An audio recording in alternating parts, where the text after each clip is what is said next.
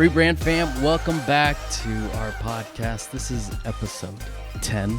Yeah, now you get it right. Yeah. Hedson was a little off last one, but this is episode 10. So I think that's kind of exciting that we made it to 10. It is. It is very exciting.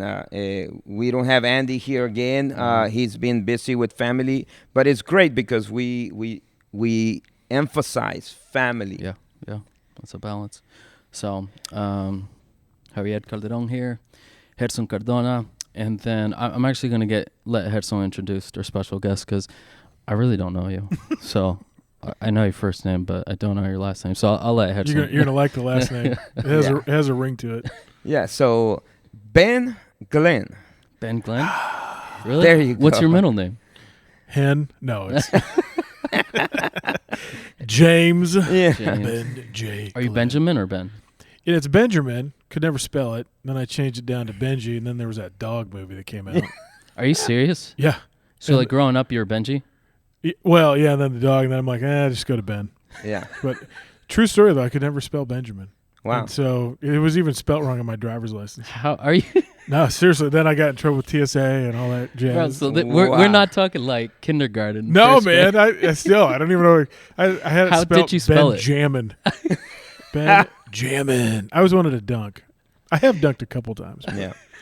The rim was bent a little. Oh my god! I'm not a small person. They probably can't tell I'm sitting here. Yeah. So, some people won't be able to see that. They have to go to the YouTube to see you. But we have several followers on our podcast. Cool.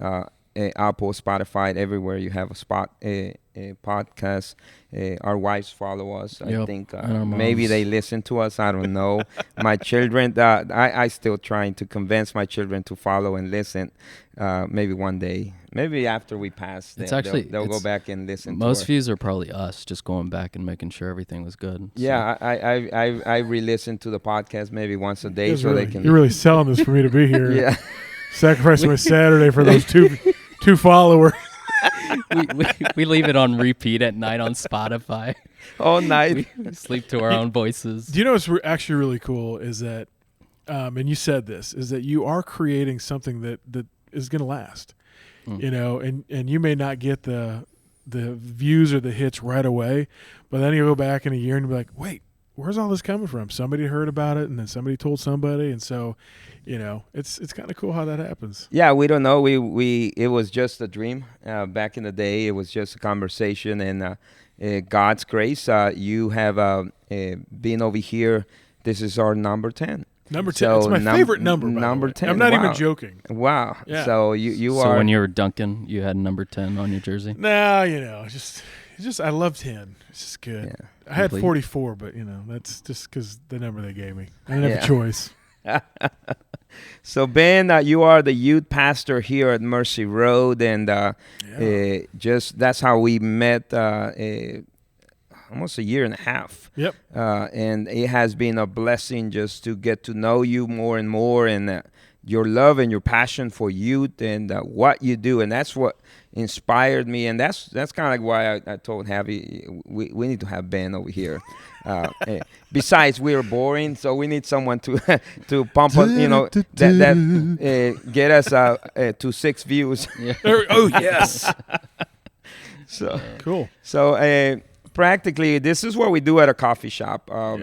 Javi, Andy, and I back in the day. We're pastors' kids, leaders' kids. Andy's mom, it's a worship leader before he was even born, and we have been in ministry, and we used to have these talks of what did ministry look like for us and the church, family, people, our friends, and we wanted the world to hear those stories that happen. So that's kind of like why we do this, just to share stories, your story of redemption, how God has used you, and in many ways. So we just we're gonna go and ask you a few questions. We're not gonna get your social security number, maybe next time, but not this one. I think there's a 9er in there. He'll probably give us the wrong one anyway. Yeah. 269er. Yeah.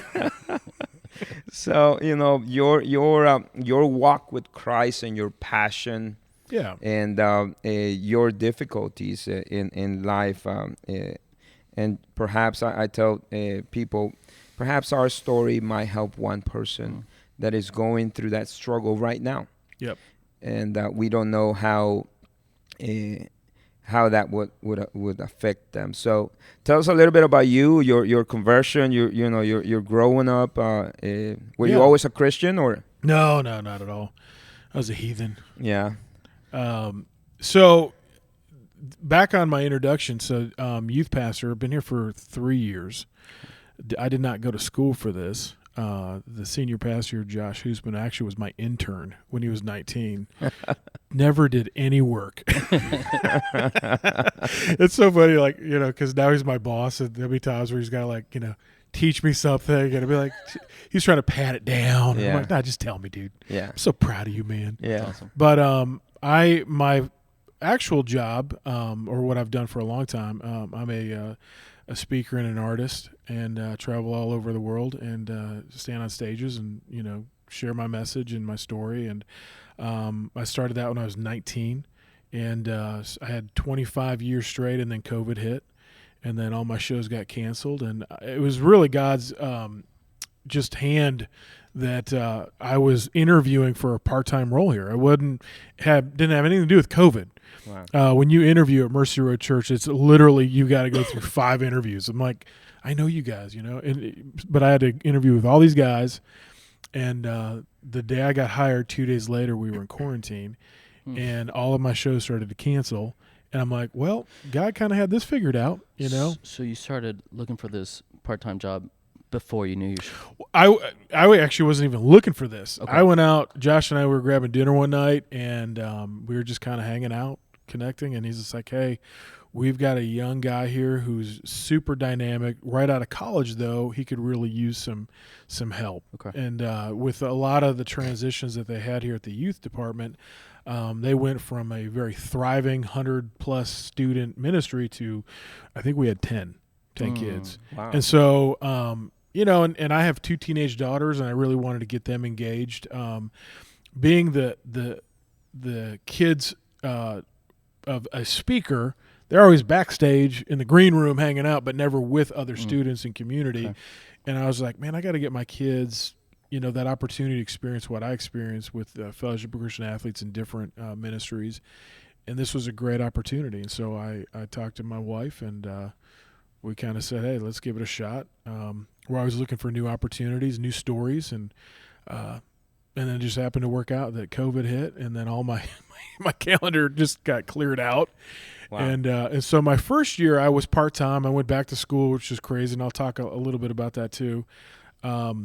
And then they hired me full-time, and so I've been here for 3 years, and I am moving back to part-time so that I can go back on the road and do what God has called me to do. So, Yeah. So can we, going back to, because I like context. Add questions, man. I love questions. So 19, you start going out. Speak, Yep. But so have you come to the feet of Jesus at this point? Are you? Yeah. So, we'll back it up a little bit. So the question is, were you a Christian? No, well, so let me give you a little bit of the background, because I think it'll make sense, and I think that some of your viewers that may find this, they're gonna connect with my story, because there's a lot of kids out there like me. 3rd grade, had to take a bunch of tests. They told me I was special. I had no idea what that meant. Back in the 80s, what it meant is they're going to throw you in a special ed classroom. Yeah. And I got labeled all kinds of stuff, LD, dyslexic, ADHD later on. And so my whole background is in the special ed program. Ended up going to college for a few years. I went to FCA camps when I was in 9th grade. What's that? Fellowship of Christian Athletes. So it's a parachurch ministry that it focuses on people that love sports. Okay. And So you're in the church as you're going through middle school, high school? not so much in middle school, but in high school in the 9th grade, there was a teacher who saw an opportunity, had been praying for me. I was struggling with my identity. When you have these labels, it's really hard not to get caught up in the stinking thinking. Yeah. And we can dive more into some of that ADD stuff. because I think some of your listeners could really relate to that. But I went to this camp. She paid for it, and God grabbed a hold of my heart, and I was just a ninth grader. And then the journey was, how do you grow in your faith in a way that you really stink at? Like, if you think about kids that have ADHD or even adults, to grow in our faith, you even got a Bible sitting right here on this couch. You have to read. Yeah. Okay. You have to focus. They say go pray, go meditate. All of those things we are horrendous at.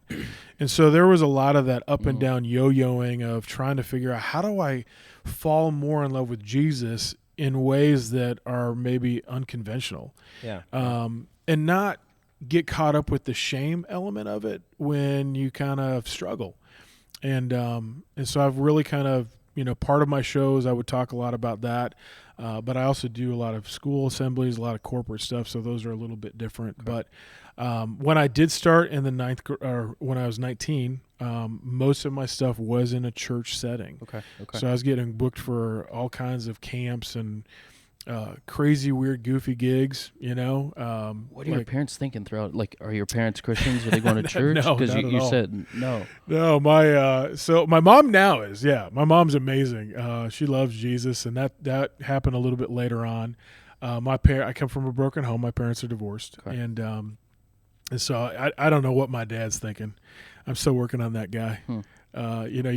You hear and read stories about Paul, and you're like, you can't ever lose hope. If God can get one like that, he can get anybody. And my dad needs to be saved. So, but yeah, when I was 19, I started out. I left college, which was weird because I had a scholarship to play basketball, and I gave all that up to go on the road. It was weird to go to people like, I'm going to draw chalk.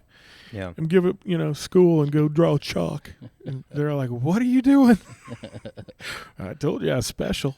Yeah. So, and it really, I love that Bible verse in Jeremiah where it does talk about God has a plan, and he does. And I think sometimes it's hard to trust in that, especially when there's those scary things. Heck yeah. When you're ADD, because we're impulsive people, sometimes we don't have as much of an issue with those risk-taking things. And so I remember just kind of jumping right into it and having everybody like, you're a moron, dude. You gave up, a scholarship, and I was a resident advisor, so my room was all paid for. I had my own room, my own personal bathroom, and I gave all that up. And to go out and do ministry. And what was the drive at 19? So, like, you don't have your parents' support, like saying, hey, go do this. Was it that impulsiveness that really got you there, or was there a drive also, or was it like, oh, this is exciting and new, let me try this out? I think there was part of that, the exciting and new thing. I think that is a very ADD thing. We see something shiny, our brain says, go get it. Yeah. We don't necessarily think, wait a second, this might not be good. Yeah. I should jam a fork into that electrical outlet. Yeah. But, I had a few opportunities. I had transferred I was at St. Xavier University in Chicago. That's where I had my scholarship, and I had my dorm, and I transferred to Anderson University because I wanted to play for a Christian coach. Okay. And, in that environment, I was struggling. I was really struggling to stay true to my faith. At Xavier? Yeah, a lot of temptations all around. And I, when you have ADD without accountability, it's easy to fall. And you're on the basketball team. And I'm on the basketball team, and there's a lot of crazy stuff on the road, and a lot of things that I wasn't really prepared for, or even kind of mentored in being prepared for, or like, hey, here's how you respond to this. So it was a lot of just growing up and learning the hard way, and recognizing that I need to change my environment. And this is a huge issue with people that have ADD, back on the impulsive thing. And you'll hear me say that a lot, because when you think about ADD, a lot of people are like, well, it means you don't know how to focus. That actually isn't true. We focus better than everybody. We're just selective with our focus. Okay. In fact, we do what's called hyperfocus, which means we don't have any concept of time or space. If we're all into something, it's all consuming. Okay. Imagine that being something negative. Right. Imagine, hey, you're trying to grow in your faith and you screw up, and the enemy is throwing it in your face, and you're just stuck in that guilt and shame space, And so what a lot of ADDers do is, instead of really kind of trying to find help or even trying to figure out how do I navigate this in a healthy way, we decide everything's wrong. And so we get rid of everything. Wow. And so here I was at St. Xavier, pretty nice setup. I was dating a girl there, and I dumped my girlfriend, quit my job, gave up my scholarship, left college, and I moved down to Anderson, Indiana. Wow. And this came out of struggling just through incredible discomfort, and just there was just something inside of me that wasn't right. And part of it was just that environment that I was in was toxic. How quick did you come to all these decisions? Because these are huge decisions. Dude, like seriously, that just like this. That's the thing. And that's where you have to be. And the ADDers that are listening to this right now, they're like, oh my gosh, he's so true. So I do a lot of reels on Instagram on ADD, and it's amazing how I'm not a medical guy, so I don't take the medical approach. Though I do try to keep up with all that stuff because it's good to know. But you've lived it. But that's exactly what they're getting. They're like, oh, this guy's finally speaking my language. I got this one video. I have no idea. I think I was telling you, like last time I talked to you, it had like 20,000 views. It's at 177,000. Wow. And I'm like, and I'm even looking, I'm like, that's not even my best video. But it was all about, wait, he said it in a way that it makes sense. And a lot of it was about that impulsiveness with the discomfort. Like, I don't know what's wrong. I can't identify it, but I know something's wrong, so I got to get rid of everything. And so, you don't really realize when you're young the damage that can do. Yeah. And so I praise God, he put me in a situation where I had some support down here. I ended up going to Anderson, so I gave up a scholarship, and I ended up paying to go to college there at a private school, which was super expensive. And I was there for just a semester. Okay. And I was there to play basketball for this coach. And I remember meeting with him. His name was Denny Lanus. And you know, God brings people in your life that are extremely instrumental, and they really kind of help shape some of that direction. He was one of those guys, and this is what he said. Now, I love basketball. I would even go as far as saying basketball was my little G God. Wow. It was finding my identity, struggle with all that special ed stuff in school, but basketball I could play, and I was good. Did you fixate on it? Just oh like you yeah, did on it, like this absolutely. was a craft. I mean, I'd be the one guy that would go and play all the pickup games. I'd be the one guy that I'd stay in the gym as late as I could, and I got better. But I wasn't great. Okay. But when you are fixated on it like that, you do have high hopes. And when you're a kid, when you're taught, hey, you can do anything. Yes. I'm thinking, well, I could play forever. Yeah. And so I go and so coach, that's where you were. Yep, I'm at Anderson, and I'm getting ready. The season's getting ready to start, but right at the same time, I was getting opportunities to go and speak and do this art thing. And what kind of art? So I draw on a big canvas on stage, so it's 6 feet wide, 8 feet long. It stands 9.5 feet tall, and I can cover that with chalk in under 12 minutes.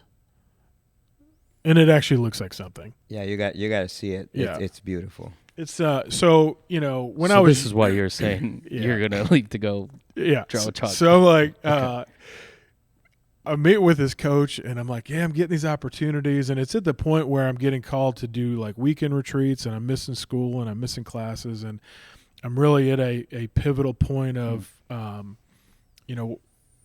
should I stay or should I go? And, back to that, hey, sometimes those decisions happen overnight. Well, because basketball was such a hold for me, it wasn't an easy decision to make. And so I went and I met with Coach, and I said, hey, I really want to play for you this year. You're an amazing coach. And it was actually really funny. He used to coach at Kankakee Community College, and when I was at St. Xavier, we played their team, and I got dunked on like 7 times. Wow. Yeah, and I'm like, I got to play for that guy. He was amazing. And he remembered me too. And the guy that got dunked on sometimes. Exactly. Well, I fouled out in the third quarter because I'm like, I'm tired of getting dunked on. They called me the bruiser. But I'm sitting in there in his office, and he looks at me, and he says, Ben, I've seen you play, and I've seen you do your art. You're never going to be in the NBA. And he just came right. There was no sugarcoating it. Wow. Just trashed me right there. And I'm like, just crushed my dream. And I remember leaving there, and I went and got with the assistant basketball coach, and his name was Stan Doherty, and he was also my advisor. And I said, Stan, I don't know what to do. I mean, everybody says you got to go to college, you got to finish college. And he looks at me, and his job is to try to keep me there. Mm-hmm. You know, my tuition pays the salary, and this Yeah. is what he says to me. We're not going anywhere, Ben. If God's opening up a door, just walk through it. Yeah. If he slams it shut and it doesn't go well, come on back. We'll love to have you back. But hey, if you're feeling this nudge to go, give it a shot. Wow. Never look back. Yeah. So I still got 2.5 years of college left to do. So There you go. or a year. Wait, no, I finished 2.5. I got a year and a half left. Hey, that's Eligibility great. left. That's great. Yeah. I could play again. Ben Glenn, standing 6'3". He's 50 years old, ladies and gentlemen. Yeah. How'd the chalk Yeah. drawing So come to be? no, that's good. And I'm so grateful for your questions, because though the ADDers that are listening to this can track with me, sometimes people listen to me and I'm all over the place. You like need Dramamine when you listen to Ben Glenn. So when I got diagnosed with all that stuff back in grade school, you get what's called a 504 plan. Okay. And that is actually with the state. And so you are now officially, like, I don't know the subtitles, but basically as the state sees you, you are the school is required to give you accommodations. Okay. And so I should have gotten that when I was. Yeah. You going need to the 509 plan. Yeah. I don't know why they call it a 504, but that's what it's called, a 504. And so the first thing they give you is this thing called an IEP, which stands for Individual Education Plan. Okay. And so what they'll do is they will go and they'll look not just at what the class is, but they'll look at the instructor. Okay. So let's say you struggle with, reading like I do. So they're gonna look at this teacher and say, well, that teacher typically assigns reading assignments, and then there's a test that would follow. Where this teacher is teaching the same subject, but they're more about working in a group. There's more, activity. There's more engagement, and so they're going to sign me up for that teacher. Compatibility. Exactly. And so they're trying to be strategic and set me up for success. And when I went into high school, when I was a junior, they realized they made a mistake. I needed 2 years of a foreign language to graduate. So I needed either 2 years of Jamaican or 2 years of Australian or some kind of a foreign language. Some people are going to get that. To graduate. But I struggled so much in English that when I ended up going to college, usually when you go to college for that first year, you know what you take in English?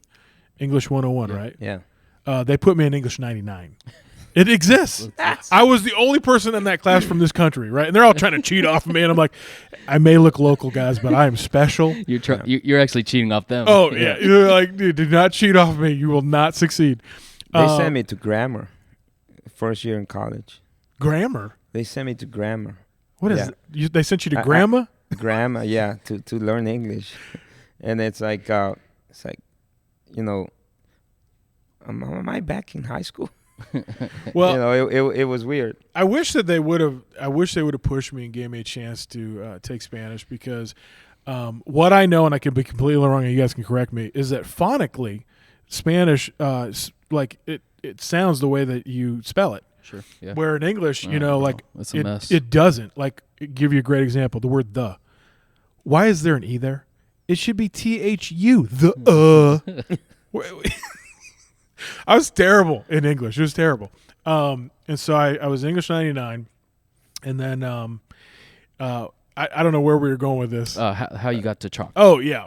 So they said, hey, Ben, instead of 2 years of a foreign language, you can either take 2 years of a music class or you can take 2 years of an art class. Okay. So I was literally just a junior in high school, and I took art because I thought, well, that'll probably be the easiest thing to do. Yeah.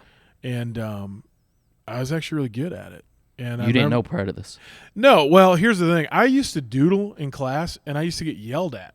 So for me, art was the devil. Yeah. Because I get, yelled at and sent to the principal's office when I was in elementary school because you're like, you're doodling in class, you're not paying attention. And the teacher didn't realize that I was trying to stay focused. I just needed to do something to keep my hands busy. Yeah. But they didn't know this. Yeah. You don't know what you don't know. There's a negative word to it. Exactly. And so I'm like, I'm not even doing anything with art. Like, every time I touch art, I get yelled at. But then they literally said music or art, and I'm like, I don't sing. And so I took art, had an amazing teacher. Her name is Mrs. Gallahue. And she would always, when she recognized the potential, she would always say, Ben, you could do something with this art. Wow. Now, you're looking at me right. Do I look like an artist? No. And I remember looking at her, I'm like, what do you see me wearing a beret, painting pretty pictures? No, this is just to get out of school. And it was actually really funny. She and I would go back and forth, and she'd say, Ben, you could do something with art. And I'd give her a hard time, and I'd have all the attitude a kid could have, and I'd be like, what am I ever going to do with art? When I do like Scooby-Doo, what am I ever going to do with art?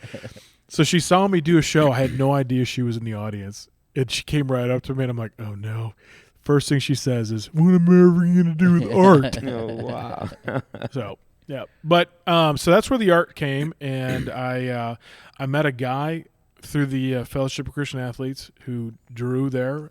He and I became good friends. He was about 80 years old when I met him. I love old people. They got great stories. They can eat whatever they want. And so we hit it off. And he and I became really close. And before he passed away, he said, hey, would you continue this chalk ministry? And so he showed me how to do a few things, and then I kind of made it my own. And so it was kind of that handing over of the baton. So the chalk came with him. The art started in high school. Yeah. So I had some of those raw skills, and then the performance side of that came through Bill. And, wow. 27 years later, I'm still doing it. How long were you under him? Like how long? Did just a summer. Okay. Yeah. Okay. So he and I was an intern at this camp that he lived at, and I would watch him every week get up and draw. And I never had any aspiration to do this. I just loved what he was doing. It just kind of it connected with me. At this point, was art a passion for you? Not really. Okay. It was just something that I did to graduate. And but actually, watching Bill, you start seeing, oh wait, this is not the way I have always envisioned art. I had no idea you could do this as a performance or on stage or even draw as fast as what he does. And so it was just a really neat relationship. And then that following summer, he had gotten sick, and he's just like, hey, Ben, I committed to speak at the Taylor University basketball camps. I arranged it with them to give you a shot. Would you try to just, substitute for me at least for this summer? And so I was this 19-year-old kid, and I went out to Taylor University, and I did one show, and they booked me for the rest of the summer. You're getting paid. Got paid, not much, but yeah. But I mean, it was more than I'd ever made. Back then, I think they paid me like $300 a show, which was outstanding for me. I'm not gonna tell you what I get paid now, but it ain't no $300. Yeah. Yep. Good for you, bro. Yeah. So it's been a fun journey. And being here at the church and working with the students really was a God thing. I went back and I did a school assembly. This was back in the fall, and I really wondered, with COVID and a lot of different things that had gone on, will I still be able to connect with the students? And being not just in front of students, but now for the last 3 years being with students, helped me to understand where, some things these kids are dealing with and how to talk to them a little bit. Not to be fake or anything, but just to understand and be like, hey, I know I'm an old guy, but there's some things that I might be able to tell you that'll be an encouragement to you. And, and the art thing that I do, it really opens them up to me sharing with them. It's just a tool. Yeah, because many of those youth are seeking identity, just like you were, back in the day, and God led you to find that maybe at the time wasn't a passion, right? But just an idea, and you went through the door, and God made it a career, and I think that you love doing, because I have seen you do that and actually interact with youth, and even the Spanish youth, love Ben Glenn. And, I'll tell you what. I know you're not supposed to have your favorites, but your kids are my favorite. So, you know what I love about the Hispanic kids is that for some of the kids here, it's taken me every bit of 3 years for them to warm up to me. But with your kids, I mean, maybe 2 Sundays. And they're coming up and they're asking me questions and they're sharing, like, hey, look at prom, and just loving that. And what I love is that they're eager and they're wanting to learn and to grow and to be a part of community. And I think that I want that to rub off on some of our other kids here. Yeah, sometimes we want to be part of something, and sometimes because we are in the something, we don't want to be part of it. We just feel privileged that we are part of something. And it happens within the Spanish community when it's only Spanish. You have new kids and they want to connect. They want to be part of it. And the ones that have been there for a while, they just feel like, we know everything here, and it's a challenge. At the same time, we got to go and find them where they are, even in church, because we share our stories of growing up in church, right? And you can be lost in a church. Oh yeah, you can be the prodigal son in a church. You can be that son that stays and doesn't go and spend all the money, but stays here and does not have a relationship with God. And one of the desires is that they will hear our stories and how God, shined a light in our sin in our lives, and then when we really turned around, He starts using us. In a way that will glorify Him, and our lives are being transformed. No, that's so true. As you're sharing, this is a passage that keep coming up in my mind as I've grown up. I've always struggled with decision making, and not because I don't want to make decision. I just want to make sure that it's the right decision. God, what is it that you want, right? I don't, when I know, let's go. I make my decision, but that uncertainty and as you're sharing, and this is a passage that's been helping me for the last year or so, and I think it's Proverbs 16:9, and it talks about man makes plans, but God establishes his steps, right? And as this is what you're sharing, you had your plans, but in the process, God said, let me put your steps here, here, here. And now, because you wouldn't have planned this going into Xavier. Your plan was basketball, NBA. Even if it was on the bench, you would take an NBA. Oh my gosh, on the bench. You know what? I love to practice. I don't need to play in the game. Come on, I just want to hoop it up. Yeah. There is a just off of what you said, it reminded me of this, and I'm not good with the numbers. That's always one of my greatest fears when I first started preaching is I'm dyslexic, so I'm like, I can get these numbers wrong. But here's the story, and this is the ADD person to a T.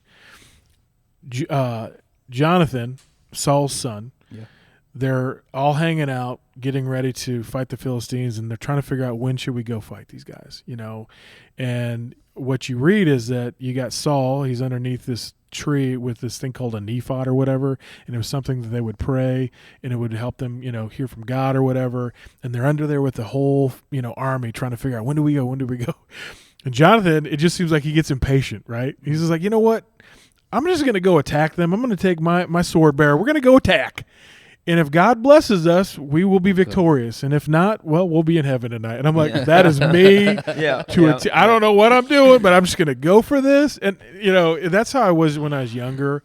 I think being married and having kids and stuff, I got to be more strategic. And plus the Russian, which is my wife. My wife is from Russia. I call her the Russian. So if I refer to her, she tries to make sure that, I try to have the plan. But it's tough because I still sometimes struggle with, okay, I see this fun, shiny thing, and I want to go jump in it. And my wife is just like, calm down, step back, just wait. So, question I always want to know. So, wife, 2 girls? Yeah, I've got 2 teenage daughters. One just graduated. Natasha is my oldest, and Anastasia is my youngest. She's stuck with the Russian names. Yeah, we did. Yeah. Yes, my wife is Paulina, and her mother is Olga, and her dad is Vladimir. Are you serious? Oh, yeah. This is all classic. Oh, totally. Yeah, totally. And then you. And then Ben. Ben. Yeah. But, it's funny when we were getting married, she was like, "You need to take my last name. It sounds better." Yeah. I'm like, no. Ben Glenn is the best stage name ever. All right, drop her last name. What's her last name? Oh gosh, Asharov. Oh, wow. Dude, Yeah, like that's strong. I'm already kind of scared of your wife. I'm but- terrified of her. I've been married to her for almost 30 years. So how'd you guys meet? Was she born no, in you're Russia? gonna love this. Oh yeah, she was born in Russia. She lived there till she was 9 or so, and then Okay. moved to Australia. So she's actually an Australian citizen. Okay. And What's her accent? She doesn't have one. In college, it was Australian. So you met her in college? Oh yeah. Wait, yeah. which college? San Xavier. Okay. And she was the girl I dumped. So I ended up marrying her. Hey, we were gonna go. Wow. I was already gonna You're go back to that Oh, because yeah. I love process and how God works through us because it's never like you're squeaky clean, you're good. Like Oh. it's a process.